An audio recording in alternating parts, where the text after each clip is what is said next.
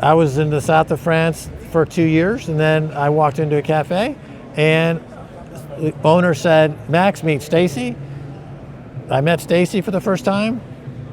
She turned around, I looked at her, and I'm like, wow, this is the woman that I've been looking for 20 years, really. This is I know I'm going to be marrying this woman. I knew it right away. And then I've been with Stacy since 2003. And so then the story is more familiar to people who follow our content. We started doing Al Jazeera English, and I did a show on Press TV for 4 years called On the Edge with Max Kaiser. We did a BBC show called The Oracle with Max Kaiser. We did, of course, Kaiser Report on RT for 13 years.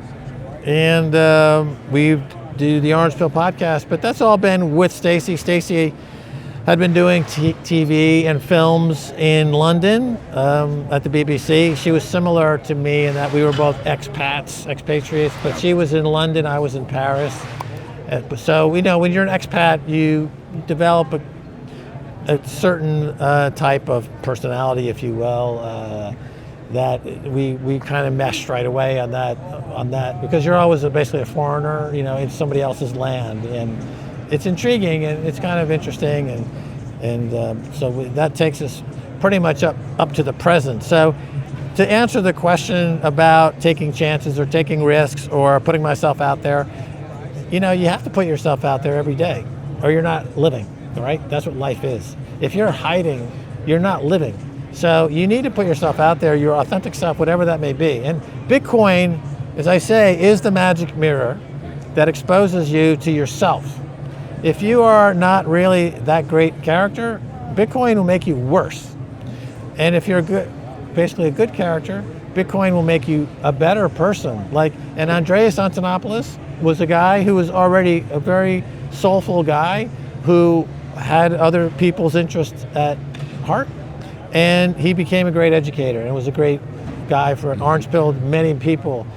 Michael Saylor, similarly, Bitcoin took a very successful businessman and made him really an educator and a leader, and he's become a phenomenal success. Bitcoin has boosted what was already there. If you're Craig Wright, you're already cracked to begin with, and you're now going to prison. If you're a Do Kwon, you're already a crook from the moment you came out of your mother's womb. Now you're going to prison, right? So it reflects who you are, it accelerates who you are. And this is the thing about Bitcoin we all need to understand, is that the day of reckoning is coming, and you need to be right with Satoshi. Otherwise, you're going to get crushed by Satoshi. Okay? Donald Trump was making a speech about America, and the contrast to RFK is that RFK said, we're going to put Bitcoin on our balance sheet. That's great, because that's what you need to do in World War Bitcoin. If you don't have Bitcoin, you're going to get beaten by Bitcoin. Just like when gunpowder came around, if you didn't have gunpowder, you were taken over by those forces that did have gunpowder. And this is what I think is underestimated by most people, is the importance of Bitcoin in this current environment where fiat money is going to be evaporated completely and go to nothing. Gold's being demonetized. Society is crumbling. The nation state model is crumbling. The central banks are crumbling. And Bitcoin is your ticket to sanity. I'll finish with one last thing, which is that I started tweeting recently about my journey in Alcoholics Anonymous.